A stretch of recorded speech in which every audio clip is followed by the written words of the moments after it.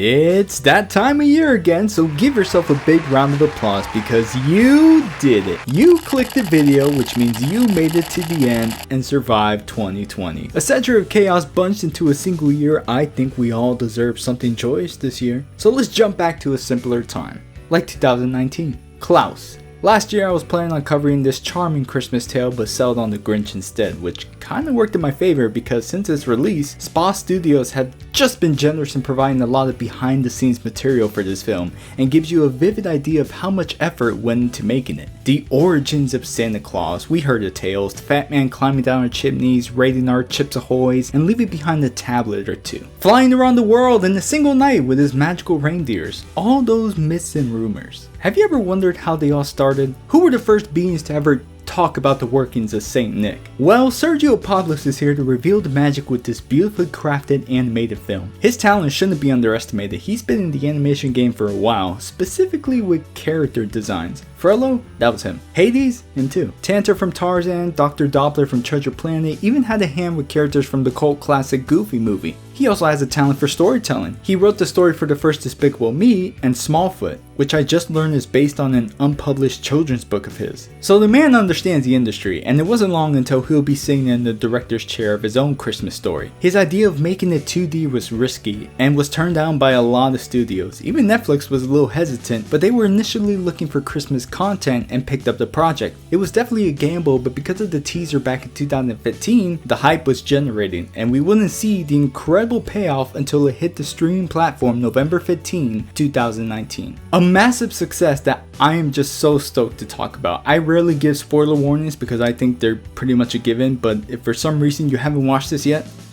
what are you doing? Stop watching this and watch that first. Netflix, torrents, I don't know your means, but I'm pretty adamant that a movie like this needs a first-hand experience and not through the eyes of a critic. Take my word for it, it's pretty damn good.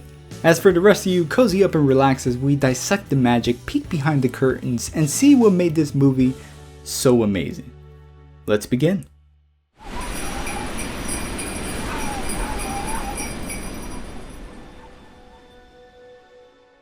The way Sergio finds the base of a good story, he always looks for the irony. He just enjoys stories that begin with some cynical element, and it becomes more evident when you look at his first concept of Jesper as a chimney sweeper, born in the lower class and holds a bit of resentment towards the world for his situation. In the end though, Sergio couldn't see this Jesper reaching that moment of clarity and settled on one who needed a lesson in selflessness, which ended up being the spoiled man-child who already had it all and thought only of himself. Like Cusco. I like how other reviewers can also see the resemblance, and I think part of that is thanks to Jesper's VA, Jason Schwartzman, who kinda matched David Spade's performance in terms of quick-witted humor and great improvisations. Daddy, can I help you mail the letters? Can I help you put the medals in the letters? The star of this plot also has higher stakes for the spoiled Jesper. The trip to Smearensburg was planned in both versions, but it wasn't a problem for the chimney sweeper because the opportunity sounded much better than the life he was already living. Does that mean he gets his very own luxury apartment at the officer's residence with the indoor pool, the massage parlor, and the mint on the pillow?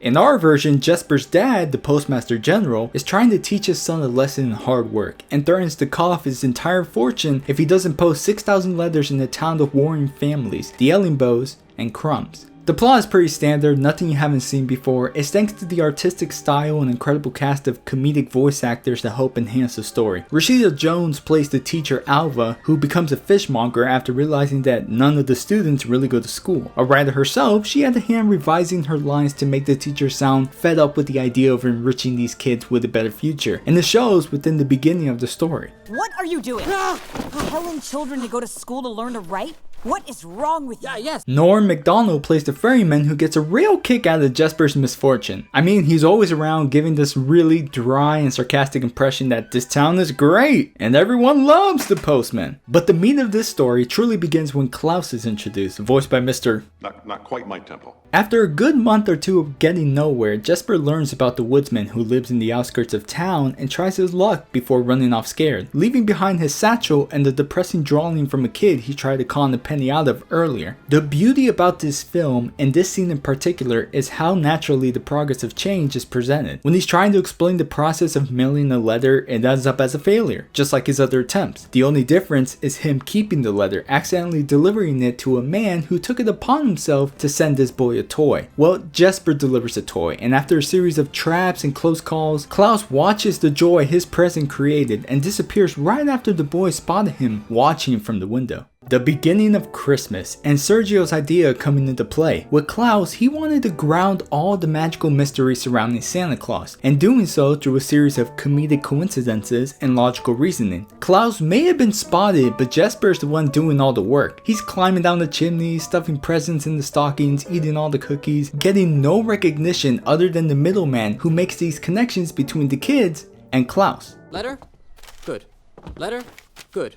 Got it. Get out of here. Great. Move along. As for the explanation of the elves, Sergio did personal research with Sami culture and even hired a small Sami girl, Neda Margaret Laba, to play one of the most adorable characters in animation history, Margu. Her dynamic with Jesper is very endearing as the language barrier forces them to communicate solely on body language, becoming this unlikely friendship where they just start to enjoy each other's company. Once Jesper finally tries to understand her and builds the boat she's been asking for, her people return the favor by helping him and Klaus prepare for Christmas, and even giving Klaus a scarlet poncho for the occasion. However, I think my favorite scene has to be the creation of the naughty list. When Jesper gives a cold to the ginger-haired boy who called him a loser earlier in the film, the kid attacks him the next day, demanding an explanation. So Jesper, getting so serious, walks up to the kid and scares him with the idea of Klaus's naughty list to stop being such a dick, tips his hat, and walks away to the tune of a sick hip-hop beat, feeling so good that he made a little boy piss himself.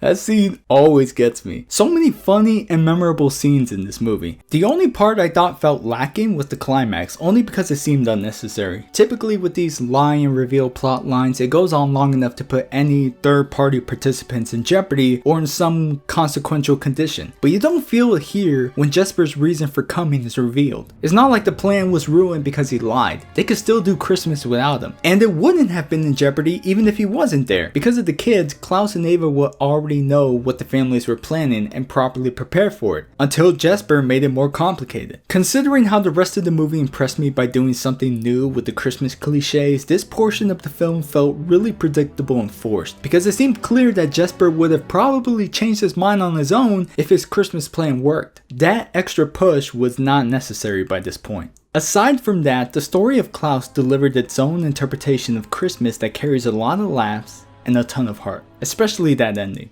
I promise we'll get to it, but first we need to address this movie's strongest aspect. Something I didn't even know I really missed until this movie came out. The return of 2D Western animation.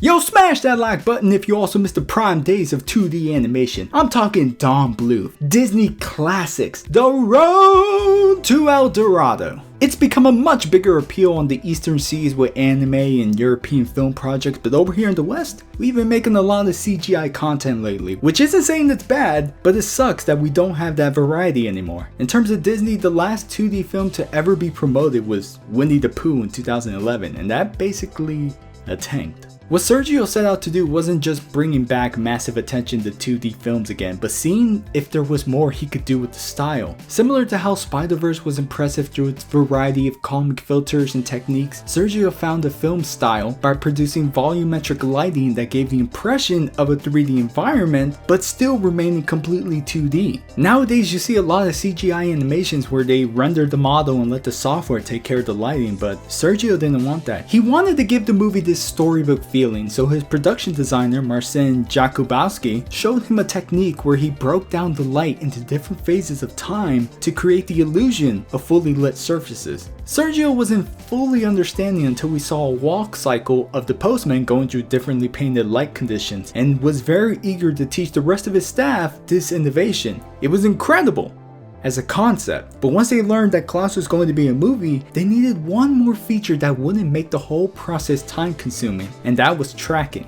Getting advice from his friend Yoshimichi Tamura, who directed this film short called Reflection, Sergio learned about this software called Mo that could track textures based on lines, and apply this to the layers they had for specific lighting and shading, the end result being the final product. With a good understanding of how lighting works, the animators were able to produce a film that looked like a living art book. It not only helped with giving these characters dimension, but also the environmental tones. This movie loves showing the passing of time and giving Smearensburg a different palette of colors every hour of the day. When Jesper's first day is a flop but tries to stay optimistic, there's a time lapse over the course of weeks passing with a flawless transition of night and day cycling. But what's more impressive is the transformation of Smearensburg as a whole. When Jesper first arrives in the town, it's given this desolated atmosphere, devoid of any joy and harboring a hefty amount of negative energy that could make anyone lose hope. It's thanks to the gift-giving scheme that light starts pouring back into the town. You can see it with Alva's fish shop clearing the way to become a real classroom, with all her runaway savings funding the supplies, and the cold exterior of the town becomes a warm locale, with the community raising bulbs instead of pitchforks. And stepping away from all the warming colors and lighting, it's just a fun, fluid animation overall. It stays dynamic by balancing the story with funny gags and tear-jerking moments. The evolution of this girl stuffing the carrot in this snowman went from creepy to playful over time. I also like how Klaus's deceased wife became a voice of the forest, and it's something personal to his character alone. All the characters vary in style and personality, and it's the kind of variety you can expect from animation. I really like the design of Pumpkin. Her whole aesthetic reminds me of a very large and plushy Muppet. Facial expressions are done very well, especially with the dilation of pupils to separate the innocent from the crazy. And then you have designs like Margu. Whoever was in charge of her design must have had a smile that never died the entire production, because how could you not looking at a face like this? They made her too cute, the kind of cuteness that would make your heart melt if you ever saw her sad. Please,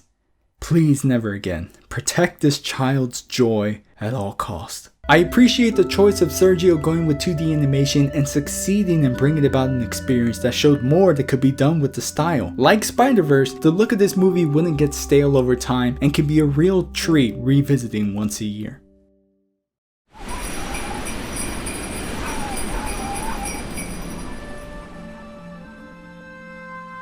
A true act of goodwill always sparks another. This phrase comes up a couple times in the film, pushing the idea that kind actions are contagious and can inspire others to reciprocate the same warm feelings. But I'm curious to know your definition of a true act of goodwill, because Jesper makes a good argument when he's reflecting on the good deeds the kids are doing around town. Those kids are in it for the toys. And the grown-ups? I don't know what they're after, but it sure is not goodwill and peace on Earth.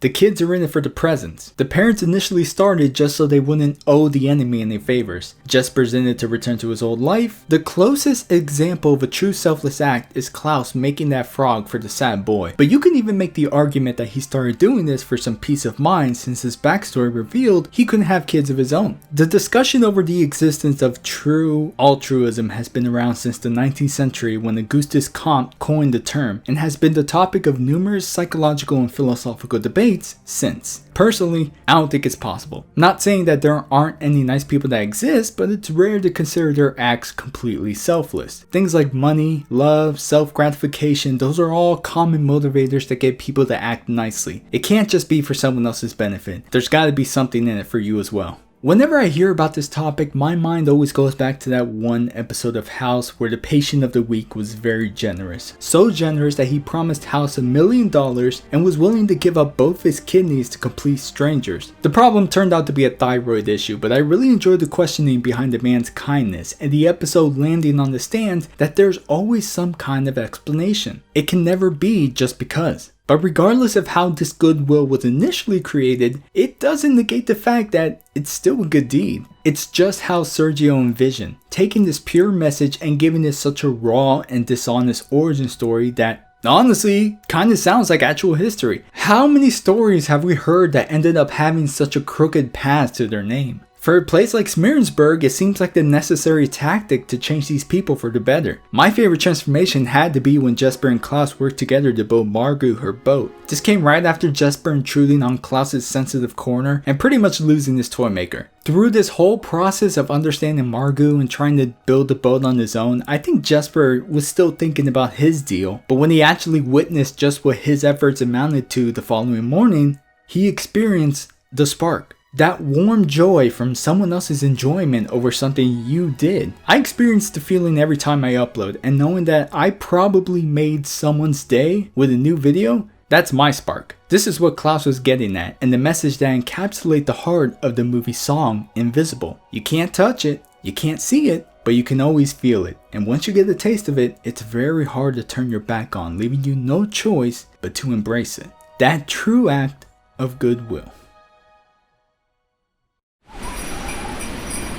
There's a lot of Christmas films out there that hurdle through several hijinks and obstacles to reach the same meaning, but it feels a lot more genuine coming from Klaus. After their successful Christmas, they continue to expand and work for a couple more years. Then one day, while chopping for wood, nature's winds are calling for Klaus, and he happily accepts it. Jesper has no idea where he went and considers the event a complete mystery. In fact, it's the only aspect of the film that has no explanation, and that's perfectly fine. There was an alternative ending about Klaus sending a letter to Jesper and Alva, telling them to meet him in the North Pole, but I much prefer this ending because it gives the idea that there are some things that just can't be explained, and ends on Jesper's pure Christmas tradition. He puts out the roasting fire, sets a plate of cookies with 2 glasses of milk, and waits all night for the phenomenon even he can't explain, but just accepts because once a year, he doesn't just get to receive presents, he gets to see his friend again. And that's Klaus. One of the best Christmas movies out there, criminally robbed at the Oscars for Best Animated Feature. But it doesn't need an award to prove its quality. Sergio and the entire team at Spa Studios went out of their way to create a charming story with wonderful visuals that would undoubtedly become a timeless classic for generations to come. I'd recommend checking out their YouTube channel and witnessing the amount of love that went into this project. From early animation tests to behind the scenes content, it will make you appreciate the film more than you already do. I love this movie, and I'm happy to have shared my thoughts with all of you. I hope you all have a safe Christmas and a happy New Year.